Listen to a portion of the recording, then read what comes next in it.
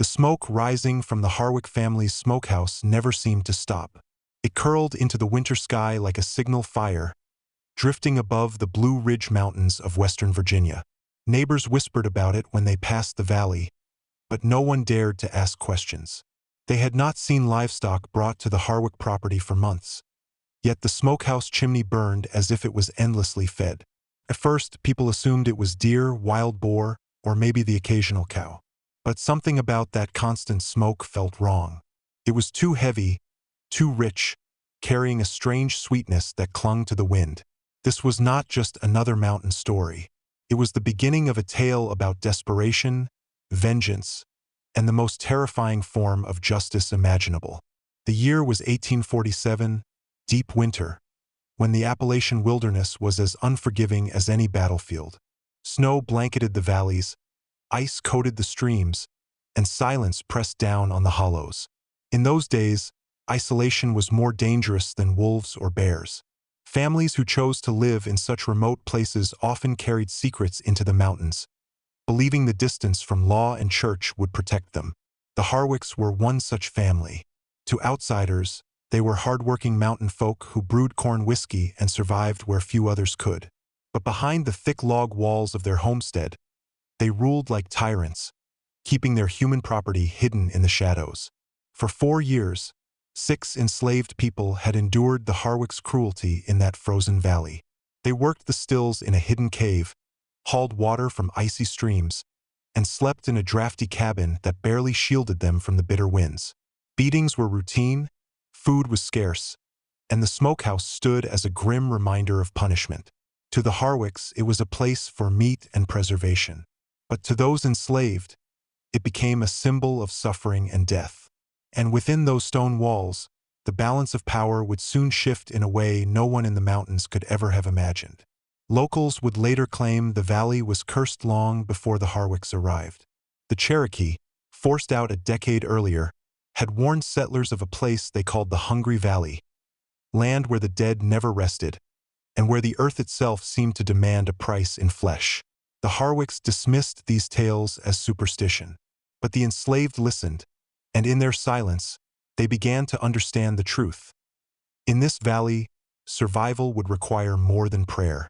It would demand blood. What happened next would transform that lonely mountain homestead into a nightmare whispered for generations. A family of slaveholders would face the very tools they once used to preserve their own survival. And the smoke that rose from their chimney would carry with it the darkest secret of all.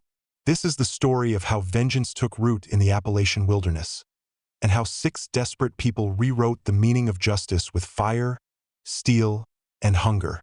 Subscribe now to Grave of the Shadows and drop a comment below to tell us where you're watching from, because what comes next is darker than anything you've heard before.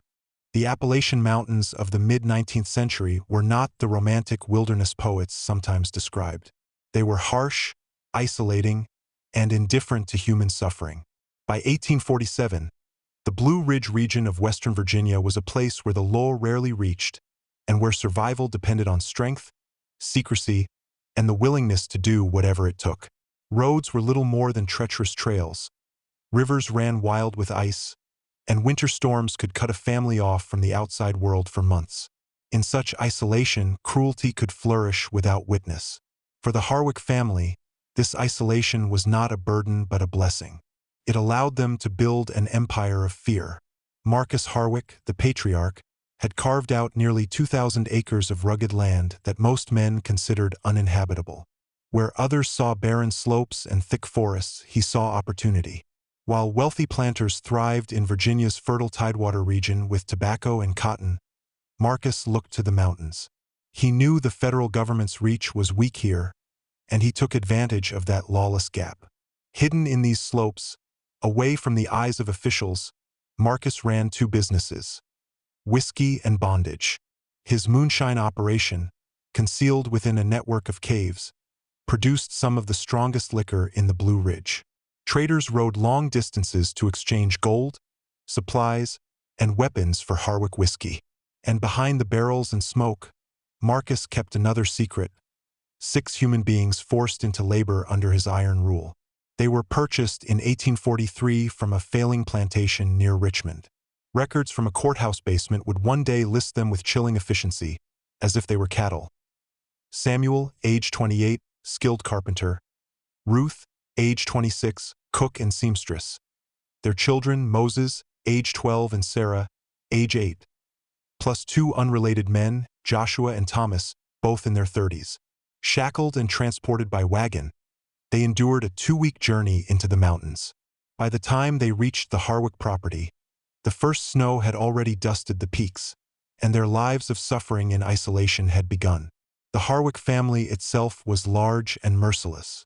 Marcus ruled alongside his wife, Eleanor, a woman remembered less for grace and more for brutality. Far from the Gentile plantation mistresses of the Tidewater, Eleanor took pleasure in punishment. A whip hung by the kitchen door, and she wielded it herself. Their 3 sons, David, William, and James, learned early to mirror their parents' cruelty. David, the eldest, was particularly inventive in devising new forms of torment. While William and James were less sadistic, they participated without hesitation. Together, they turned the homestead into a private kingdom where they could act without fear of consequence. The enslaved lived in a single log cabin that barely shielded them from the mountain winds. The cracks in the wood were so wide that snow drifted through the walls at night. Their rations were meager scraps, and they were expected to endure endless labor, hauling water, maintaining secret trails to avoid federal agents, and working long hours in the dangerous stills hidden beneath the earth. The work was brutal, the nights colder still. And yet, within this misery, Samuel and the others began to form something powerful. Unity. Shared suffering bound them together, and slowly, quietly, they began to observe, plan, and wait. But cruelty was not the only shadow on the Harwick property. The land itself carried a darker reputation. Before their forced removal, the Cherokee people had hunted and lived in these valleys. Among their stories was one of a cursed place they called the Hungry Valley, a land where game disappeared, plants withered, and the spirits of the dead could not rest. White settlers repeated these tales in hushed tones, often dismissing them as superstition, but never fully ignoring them. Some claimed the valley demanded flesh, that it consumed those who lived there until nothing remained. The Harwicks, ambitious and arrogant, built their home in the very heart of this valley. Perhaps they believed their strength made them untouchable. Perhaps they thought the land could be tamed. They were wrong. As the years passed, desperation grew among the enslaved. Escape was nearly impossible. The nearest town was 40 miles away, reachable only through dangerous mountain passes that became impassable in winter. Even if they fled, Virginia's fugitive slave laws ensured that capture meant certain death. Trapped in a frozen wilderness, survival depended on enduring each day. Yet Samuel, with the keen mind of a craftsman and the quiet leadership of a man who refused to break, began to take note of everything. He watched who carried the keys, when the dogs were fed, how the Harwicks moved about their property. He learned routines, weaknesses, and opportunities. Each observation became a piece of a puzzle that would one day form a plan. But as Samuel watched, the Harwicks watched him. They noticed his careful eyes, his whispered talks with Ruth, Joshua, and Thomas. They saw him test doors when he thought no one was looking. And while Samuel prepared for freedom, the Harwicks prepared for blood. The valley had grown hungry again, and it would soon be fed. The smokehouse, standing at the center of the property, was more than just a building. Constructed from thick oak logs and fieldstone, it measured 20 by 30 feet, with a chimney that billowed smoke into the sky. To the family, it was where meat was preserved for the long winters. To Samuel and the others, it became something else. A place of tools, knives, and hooks that could serve a darker purpose. Neither side knew the other's plan in full, but both sides had chosen the same ground for their battle. The smokehouse was no longer just a place for survival. It was a stage where the valley's hunger would soon be answered. The Harwick household thrived on fear. What kept their small empire alive was not just whiskey, but the relentless control they exerted over the 6 souls they had purchased and hidden in the mountains. To understand what would later unfold, you must first understand the people who lived under that roof, both masters and the enslaved. Marcus Harwick was a man hardened by ambition and greed. Broad-shouldered, with hands calloused from building his homestead, he carried himself like a king among peasants. His voice carried weight not just in command, but in the silence it demanded. When Marcus spoke, even his grown sons lowered their eyes. To him, the enslaved were not human beings but tools, extensions of his wealth. His wife, Eleanor, however, was worse. Eleanor Harwick shattered the illusion of the delicate Southern lady. Her face, often set in a thin-lipped frown, revealed nothing of mercy. A whip hung beside the kitchen door, worn smooth from use, and she wielded it personally. Unlike her husband, who saw the enslaved as labor, Eleanor saw them as creatures to be broken. Her punishments were not simply corrections. They were lessons in humiliation. She relished the sound of the whip cracking in the cold air, the sight of welts rising on backs and shoulders, the muffled cries forced into silence by fear. In the valley, Eleanor was judge, jury, and executioner. Their children learned well. David, the eldest at 32, was known for cruelty disguised as ingenuity.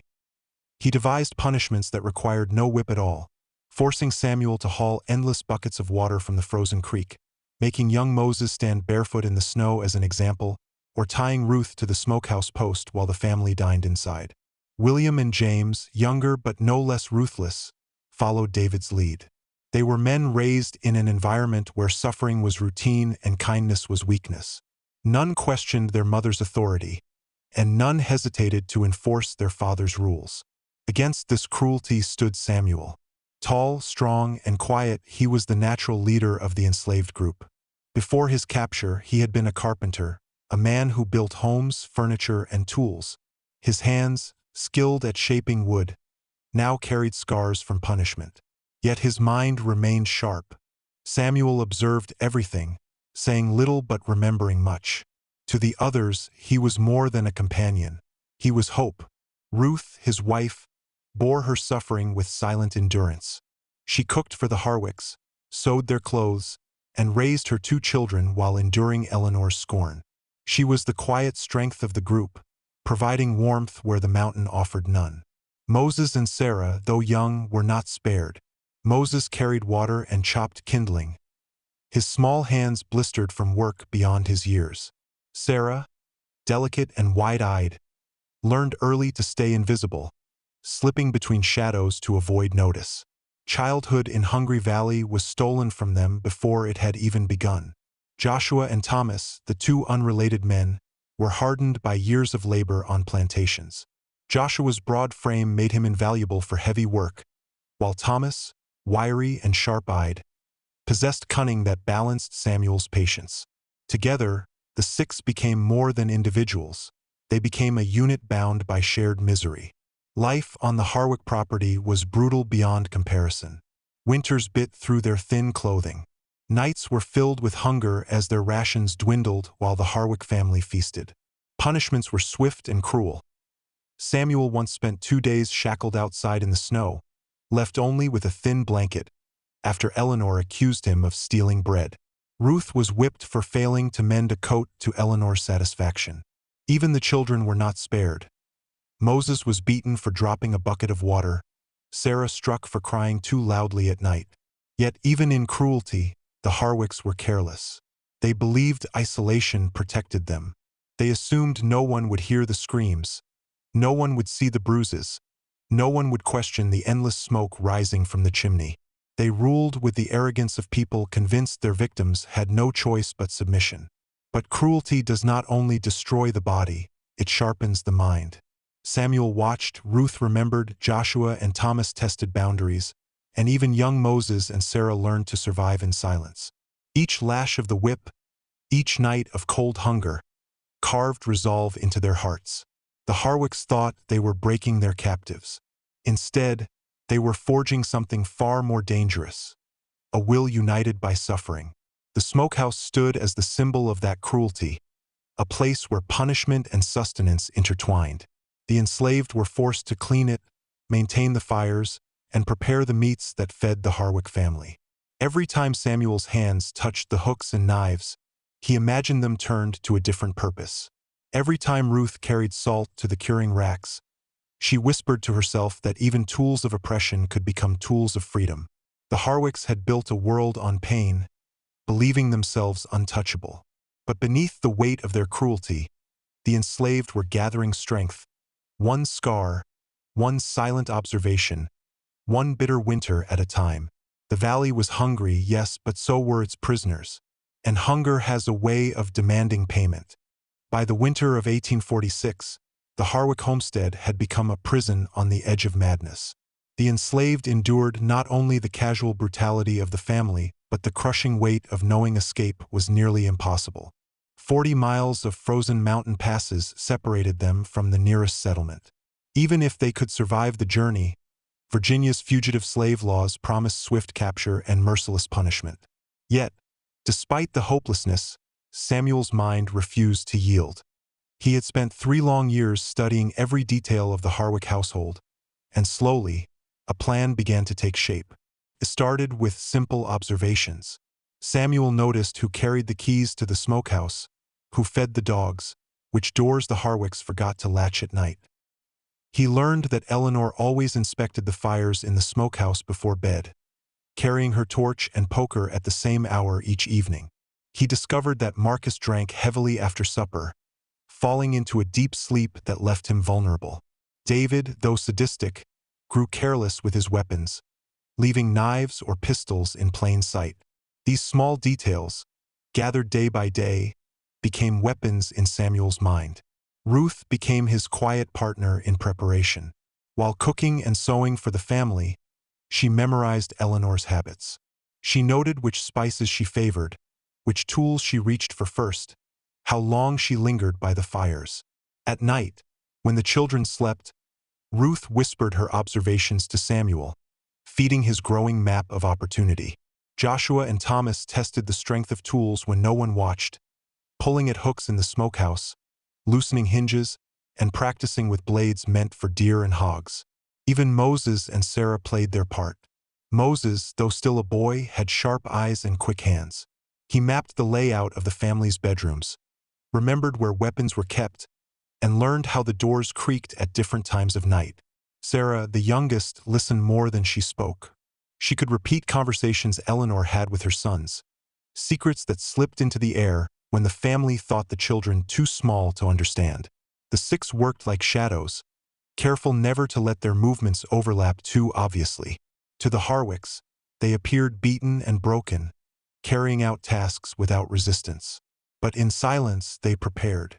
Their unity was not forged in open rebellion, but in the quiet strength of patience. They knew that when the moment came, it would have to be swift, precise, and final. Yet danger lurked in their growing boldness. The Harwicks were not blind. Marcus noticed Samuel's wandering eyes, his subtle testing of locks. Eleanor saw how Ruth lingered near the smokehouse longer than necessary. David caught Moses near the weapon rack more than once. The family grew suspicious. They whispered of rebellion around the dinner table, sharpening knives and reminding one another that soft hearts breed disobedience. What Samuel did not know was that the Harwicks were planning their own act of terror, an execution meant to destroy hope before it fully took root. Still, Samuel pressed on. He remembered the Cherokee stories of the Hungry Valley, tales that spoke of survival through cunning and sacrifice. The old men in distant settlements whispered that the land demanded flesh, that those who resisted its hunger would be consumed themselves. Samuel, a man raised in Christian faith, would not normally have believed such tales. But years of cold, hunger, and cruelty had stripped away layers of civilization. The valley's silence felt alive. Its shadows pressed close, its winds carried whispers. And in his heart, Samuel began to believe the land itself was waiting for blood. In the enslaved quarters, hidden beneath a loose floorboard, Samuel began to stash what little they could gather. Scraps of dried meat, a stolen compass, bits of rope twisted from hemp fibers, and even a rough hand-drawn map of the mountain trails leading north. It was a fragile hope, but a dangerous one. If discovered, it would be a death sentence. Still, each item represented a step closer to freedom. Joshua tested the smokehouse tools, realizing that the meat hooks could be pulled free and used as weapons. Thomas discovered that the smokehouse doors, though heavy, could be barred from the inside. Ruth prepared herbs that, when boiled, produced a foul smell resembling sickness. If questioned, she could claim the men were ill and bedridden, creating an alibi for their absence. Even Moses had his secret, a sharpened knitting needle, stolen from Eleanor's sewing basket, hidden beneath the straw of his bed. By the start of 1847, the tension inside the valley was thick enough to choke. The enslaved whispered of freedom with eyes bright as embers, while the Harwicks sharpened their knives and rehearsed cruelty. Two forces moved toward each other like wolves circling in the snow, neither fully aware of the other's strength. The smokehouse, once only a place of salted meat and winter survival, now stood as the chosen battleground. Its tools, its fires, and its shadows would decide who controlled the valley. The night of reckoning drew near. The enslaved prepared for liberation. The Harwicks prepared for blood.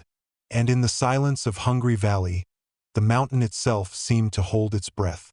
The night of February 14, 1847, was colder than most in memory. The wind cut like glass through the trees, and ice crystals formed on the smokehouse windows in jagged patterns. Inside the Harwick home, Marcus and his sons whispered of punishment. Eleanor's voice carried sharp and steady above the crackle of the fire as she sharpened her butcher's knife on a whetstone. She had discovered the hidden supplies beneath the loose floorboard: the compass, the dried meat, the map scratched on paper. To her, these were not signs of hope but proof of rebellion. Tonight, she decided, the carpenter would hang. The plan was simple: drag Samuel from his bed, force the others to watch, and leave his body swinging from the rafters as a warning. David had already prepared the noose. James fetched rope coiled thick as a serpent. William polished the lantern, its glow casting long shadows across the table where the damning evidence lay. Marcus drank deeply, muttering that mercy had gone too far. Eleanor's lips pressed into a line of iron. "Soft hearts breed rebellion," she said coldly. "Tonight we remind them who owns this valley." But what the Harwicks didn't know was that every word of their plan carried through the thin walls of the enslaved quarters. Winter air has a way of sharpening sound, and Samuel and the others heard it all. The scrape of the whetstone, the hiss of Eleanor's breath, the clink of rope against wood. By the time the family finished their plotting, Samuel's counterplan was already in motion.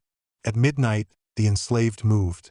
Samuel slipped through the loosened window latch he had tested for weeks. The ground crunched beneath his boots, but the howling wind covered the sound. Joshua followed close behind, carrying rope braided from scraps. Thomas brought knives stolen from the outbuildings. Even young Moses had a task. He would keep watch in the shadows and signal if anyone stirred from the main house. Ruth remained with Sarah, tending the fire in their quarters, ready to provide an alibi if questioned. Samuel reached the smokehouse first. The coals still glowed from the day's smoking, faint red against the darkness. He stoked them quietly, raising a small flame that sent smoke swirling across the rafters. The air inside was thick, heavy with the smell of venison and oak. To Samuel, it smelled not of food but of fate. He pressed himself against a beam, hidden in shadow, waiting. Eleanor came as expected. She never missed her ritual inspection of the fires. Cloaked against the cold, torch in one hand, poker in the other, she crossed the snow without hesitation. Her breath plumed in the air, white against the black night. The door creaked as she pushed it open, the iron hinges groaning like a warning. The torchlight danced across the hanging slabs of meat, casting grotesque shadows on the walls. She never saw Samuel until it was too late. His hands clamped around her throat with the strength of a man who had endured years of labor and humiliation. Eleanor gasped, her torch falling to the floor, the flames sputtering against dirt. Joshua blocked the door, his massive frame sealing the only exit. Thomas snatched the torch and thrust it back into the coals, relighting its glow. The flickering light revealed Eleanor's wide, bulging eyes as Samuel's grip tightened. Her fingernails raked his skin, drawing blood, but Samuel did not falter. He forced her head toward the hooks and chains, toward the cutting tables stained by years of slaughter. His voice, low and steady, carried through the smoke. For years you've beaten us like animals. For years you've grown fat while we starved. Tonight you'll learn what it means to be the hunted. Eleanor tried to scream, but only a strangled rasp escaped. Joshua bound her wrists, forcing her arms wide. Thomas pressed a thin-bladed knife against her heavy winter dress, cutting through the fabric with surgical precision. The torchlight revealed pale skin marked not by age but by cruelty, a woman who had overseen every lash, every punishment. The smokehouse felt like a cathedral of vengeance.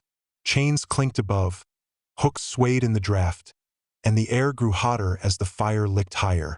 Eleanor's body writhed against the restraints, but Samuel's grip on her throat allowed no escape. He leaned close, whispering words only she could hear. The valley is hungry. Tonight, it eats. Her struggle slowed as oxygen failed. Her eyes, once sharp with authority, glazed with panic. The firelight reflected in them like the glow of hell itself. Thomas drew the knife in shallow lines across her torso, not to kill, but to mark. The Cherokee had spoken of rituals where enemy's power could be consumed. Samuel, though Christian by birth, understood the symbolism. This was not just murder. This was reclamation. The struggle lasted minutes that felt like centuries. Eleanor's final breath escaped as a ragged sigh, and her body slumped. Samuel released his grip, letting her collapse onto the blood-stained floor. Silence filled the smokehouse for one long moment, broken only by the hiss of fat dripping into the coals. Then Samuel spoke. "It begins." They worked quickly. Thomas, experienced in butchering game, set about dividing the body with practiced precision.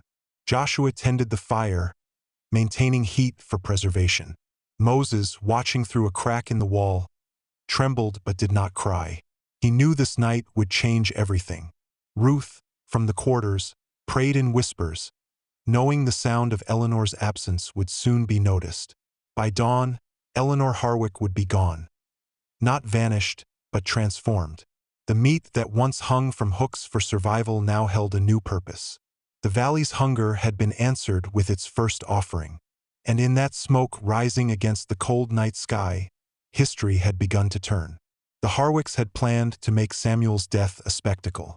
Instead, Eleanor's death became the opening act in a far darker play. The smokehouse was quiet after Eleanor's final breath, but the silence was not peace. It was the silence of transformation.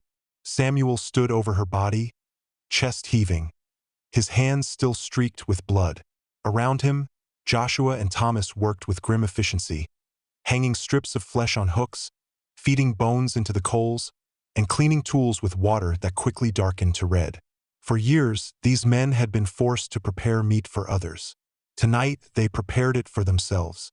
The Harwicks slept soundly in the main house, oblivious to the change unfolding only a few yards away. But dawn would bring questions Eleanor could no longer answer, and Samuel knew they had little time. They had not just killed a mistress, they had declared war.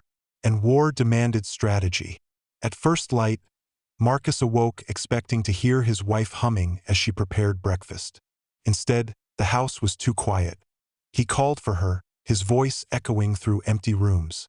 Only the steady rise of smoke from the smokehouse chimney suggested work continued as usual. Suspicion crept into his mind, but he silenced it with habit. Eleanor had likely gone early to tend the fires. He pulled on his boots and trudged through the snow. What he found unsettled him. The smokehouse appeared in perfect order. Meat hung in neat rows. Fires burned steadily. Tools gleamed, freshly cleaned. And yet something felt wrong. The cuts were unfamiliar. The smell richer, heavier. Unlike the venison and boar he had known all his life. A bucket of darkened water stood by the table, a knife left out of place. But Marcus, blinded by arrogance, dismissed the unease. He told himself Eleanor was simply working differently. He left without looking closer. By midday, the enslaved had slipped deeper into their plan. Ruth kept the family distracted with routine, carrying water and preparing meals, while Joshua and Thomas reinforced barricades at night. Samuel moved weapons, piece by piece, from the main house into hiding places the Harwicks would never suspect.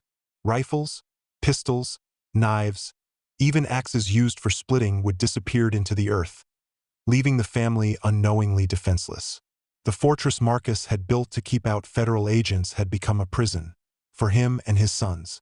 It was William who first noticed something was wrong. He stood in the smokehouse with his father and brothers, staring at the unfamiliar cuts hanging from the rafters. "We haven't hunted in weeks," he said, pointing to a slab too large to be deer. "Where did this come from?" Marcus had no answer. Unease spread among the brothers, but none dared speak what lingered in their minds. That night, when the family sat down to eat, James was the first to comment. "The meat tastes different," he said slowly, chewing with suspicion. "Richer, almost sweet." Marcus tasted it too, though he forced himself not to admit it aloud. They had eaten venison all their lives, but this was not venison. Still, hunger and denial are powerful forces. They ate in silence, telling themselves Eleanor would return any moment, humming with her whip at her side. But Eleanor was not returning, and her absence was only the beginning. The next morning, breakfast was already waiting on the table when the family awoke. Cornbread baked in Eleanor's pan. Coffee brewed to Marcus's exact preference. Strips of meat laid out on her best china. Yet the doors had remained locked, the windows sealed. No one had entered the house. Panic flickered in Marcus's chest, though he buried it beneath anger. "Check the quarters," he ordered. But when the brothers stormed into the cabin, they found it empty. The enslaved were gone, or so it seemed. Their few possessions remained, beds untouched, as if they had simply evaporated into the mountain air. The truth revealed itself hours later. William returned to the smokehouse for a second inspection. He saw it now, the unfamiliar knife marks, the tools misplaced, the meat arranged with an efficiency not Eleanor's. His heart pounded as he lifted a piece of the hanging flesh, tracing its texture with his fingers. It was then that a voice spoke behind him. "Looking for something?" William spun around. In the doorway stood Samuel, Ruth, Joshua, Thomas, Moses, and Sarah. They were calm, steady, their faces marked not by fear but by certainty. Samuel held a cleaver loosely in his hand, its blade catching the firelight. Ruth carried a filleting knife. Joshua and Thomas flanked the door with sharpened tools. Even young Moses held a needle, its point glinting. William's mouth went dry. "Where is my mother?" Samuel gestured casually toward the hooks. "Exactly where she belongs, providing for the ones she tried to starve." The realization struck William like a hammer. The rich taste of the stew, the unfamiliar cuts, the meticulous order of the smokehouse. It all made sense now. His stomach lurched, but the truth could not be denied. "You've been eating her," Ruth said calmly, her voice cutting like ice. "And you will keep eating her until we decide otherwise." The family's fortress had become their tomb. Their weapons gone, their routine stolen, their meals turned into nightmares. The enslaved were no longer victims. They were masters of the valley now. The Harwicks had planned to make an example of Samuel. Instead, Samuel and his companions had rewritten the rules of survival. The reversal was complete. The hunters had become the hunted. For days, the valley seemed unchanged to outsiders. Smoke still rose from the Harwick smokehouse, steady as always. The buildings stood in order, the fences mended, the livestock tended. But inside, everything had shifted. The Harwick men, Marcus, David, William, and James, were no longer masters of the property. They were prisoners in their own home, stripped of weapons, stripped of authority, and stripped of the illusions that had once made them untouchable. Samuel and the others moved with calm precision. Each day, they tended the smokehouse as if nothing unusual had occurred. Meat continued to hang in rows, the fires burned at the right temperature, and tools gleamed from regular cleaning. But now, the meat was not only deer or boar. It carried a different history, one the Harwicks dared not name aloud. Their meals tasted familiar yet foreign, and every bite reminded them of what they had lost. The transformation did not stop at food. The enslaved seized the moonshine operation with remarkable skill. Samuel, with his carpenter's mind, understood the mechanics of the stills better than Marcus ever had.